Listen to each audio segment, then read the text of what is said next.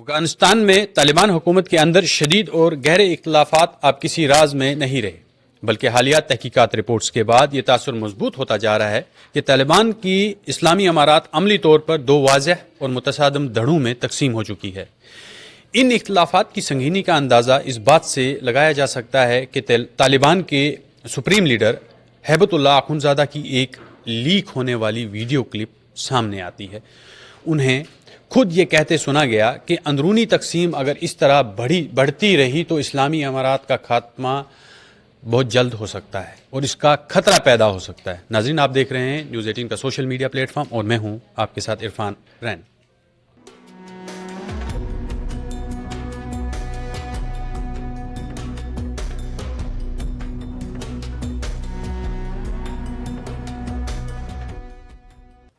ناظرین، یہ بیان اس بات کی علامت ہے کہ طالبان کے اعلیٰ قیادت کے اندر دراڑیں اب اس حد تک گہری ہو چکی ہیں کہ خود قیادت کو نظام کے مستقبل پر خدشات لاحق ہو گئے ہیں۔ تحقیقات رپورٹس کے مطابق طالبان قیادت دو بڑے نظریاتی اور عملی دھڑوں میں بٹ چکی ہے۔ پہلا دھڑا قندھار میں قائم ہے، جہاں اصل طاقت کا مرکز سپریم لیڈر ہیبت اللہ اخونزادہ کے ہاتھ میں ہے۔ یہ دھڑا ایک سخت گیر اسلامی امارات کی تصویر پر یقین رکھتا ہے، جس کا خواب ایک ایسے افغانستان ہے جو جدید دنیا سے تقریباً کٹا ہوا ہے، جہاں مذہبی شخصیات کے ذریعے معاشرے پر مکمل کنٹرول قائم رکھا جائے۔ اس گروہ کے نزدیک خواتین کی تعلیم اور ملازمت اسلامی اقتدار کے لیے خطرہ سمجھی جاتی ہیں، جبکہ جدید ٹیکنالوجی خاص طور پر انٹرنیٹ کو اخلاقی بگاڑ کا ذریعہ قرار دیا جاتا ہے۔ اسی سوچ کے تحت ہیبت اللہ اخونزادہ نے قندھار کو طاقت کا مرکز بنا لیا ہے اور سیکورٹی فورسز، اسلحہ کی تقسیم اور اہم انتظامی فیصلے کابل حکومت سے واپس لے کر اپنے ہاتھ میں مرکوز کر لیے ہیں۔ اس کے برعکس کابل میں موجود دوسرا دھڑا نسبتاً عملیاتی پسند ہے اور حقیقت پسند سمجھا جاتا ہے، جس میں وزیر داخلہ سراج الدین حقانی، وزیر دفاع ملا یعقوب اور نائب وزیر اعظم عبدالغنی برادر جیسے بااثر رہنما شامل ہیں۔ یہ گروہ افغانستان کے لیے ایک ایسا ماڈل چاہتا ہے جو خلیجی ریاستوں سے مشابہ ہو، جہاں اسلامی شناخت برقرار رہے لیکن معیشت فعال ہو، عالمی برادری سے تعلقات ہوں اور سفارتکاری و تجارت کے ذریعے ریاستی نظام چلایا جا سکے۔ ان جو بھی رہنما ہیں، ان کا ماننا ہے کہ جدید دنیا سے مکمل لا تعلقی کے ساتھ افغانستان کو نہ تو معاشی استحکام مل سکتا ہے اور نہ ہی سیاسی بقا ممکن ہے۔ اس لیے یہ دھڑا محدود دائرے میں لڑکیوں کی تعلیم اور جدید ٹیکنالوجی کے استعمال کی حمایت کرتا ہے۔ رپورٹس میں یہ بھی انکشاف ہوا کہ ہیبت اللہ اخونزادہ کا کردار وقت کے ساتھ یکسر بدل چکا ہے۔ 2016 میں جب انہیں طالبان کا سربراہ منتخب کیا گیا تھا تو انہیں ایک ایسے مذہبی عالم کے طور پر دیکھا جاتا تھا کہ جو مختلف دھڑوں کے درمیان توازن اور اتفاق پیدا کر سکیں، مگر اقتدار میں آنے کے بعد وہ آہستہ آہستہ ایک آمرانہ حکمران کے طور پہ سامنے آئے۔ ذرائع کے مطابق وہ اجلاسوں میں کم بولتے ہیں، عوام کے سامنے شاد و نادر ہی نظر آتے ہیں اور اپنے چہرے کو مکمل طور پر خفیہ رکھتے ہیں۔ انہوں نے سراج الدین حقانی اور عبدالغنی برادر جیسے بااثر رہنماؤں کے اختیار بتدریج محدود کیے اور خواتین کی تعلیم جیسے بڑے فیصلے جو ہے وہ کابل کابینہ سے مشاورت کے بغیر نافذ کر دیے۔ دوسری جانب کابل کی قیادت نے اپنی عوامی شبیہ بہتر بنانے کے لیے بھرپور کوشش شروع کر دی ہے۔ خاص طور پر سراج الدین حقانی، جو ماضی میں FBI کے مطلوب افراد کی فہرست میں شامل تھے، اب خود کو ایک ذمہ دار ریاستی رہنما کے طور پر پیش کرنے کی کوشش کر رہے ہیں۔ 2024 کے بعد انہوں نے مغربی میڈیا کو انٹرویو دیتے ہوئے ٹی وی اور سوشل میڈیا کا استعمال بڑھایا اور جو نوجوان ہیں افغانستان کے، افغانی نوجوانوں میں اپنی مقبولیت بڑھانے کی مہم شروع کی، جو قندھار کے سخت گیر بیانیے سے واضح طور پر مختلف ہے۔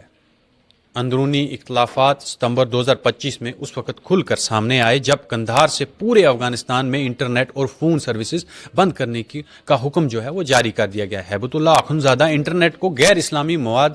کا ذریعہ سمجھتے ہیں، مگر کابل کی قیادت کے لیے یہ فیصلہ ناقابل قبول تھا، کیونکہ حکمرانی، تجارت، جو بیان کاری، سفارت کاری اور اثر و رسوخ کا بڑا حصہ ڈیجیٹل نظام سے جڑا ہوا ہے۔ عبدالغنی برادر نے اس سے قبل قندھار جا کر سپریم لیڈر کے قریبی حلقوں کو حالات کی سنگینی سے آگاہ کرنے کی کوشش کی، مگر ان کی بات کو نظر انداز کر دیا گیا۔ 29 سپتمبر کو انٹرنیٹ بند کیا گیا، تاہم صرف 3 دن بعد سروس بحال کر دی گئی، جیسے ماہرین طالبان کی تاریخ میں ایک غیر معمولی اور خاموش بغاوت قرار دے رہے ہوئے ٹی وی اور سوشل میڈیا کا استعمال بڑھایا اور جو نوجوان ہیں افغانستان کے، افغانی نوجوانوں میں اپنی مقبولیت بڑھانے کی مہم شروع کی، جو قندھار کے سخت گیر بیانیے سے واضح طور پر مختلف ہے۔ اندرونی اختلافات ستمبر 2025 میں اس وقت کھل کر سامنے آئے جب قندھار سے پورے افغانستان میں انٹرنیٹ اور فون سروسز بند کرنے کا حکم جو ہے وہ جاری کر دیا گیا۔ ہیبت اللہ اخندزادہ انٹرنیٹ کو غیر اسلامی مواد کا ذریعہ سمجھتے ہیں، مگر کابل کی قیادت کے لیے یہ فیصلہ ناقابل قبول تھا، کیونکہ حکمرانی، تجارت،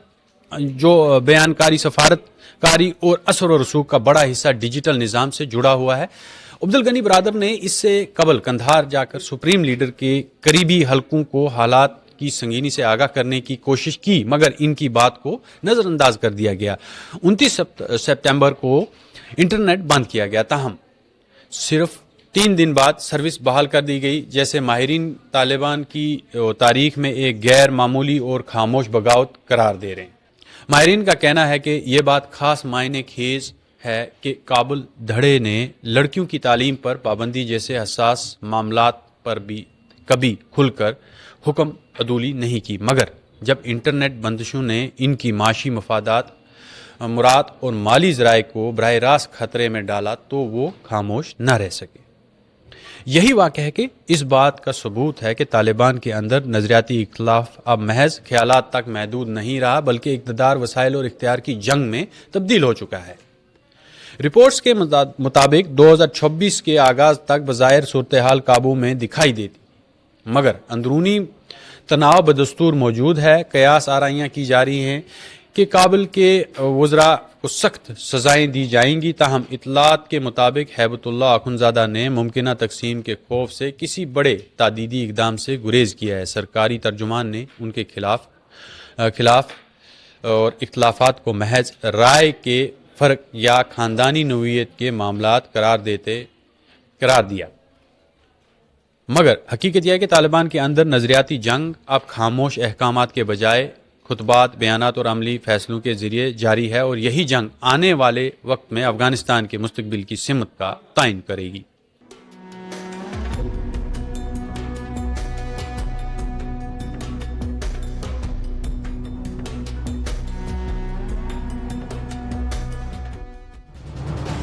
یہ ہے نیوز 18 نیٹ ورک اور آپ دیکھ رہے ہیں نیوز 18 اردو، ہماری پہنچ آپ کی طاقت۔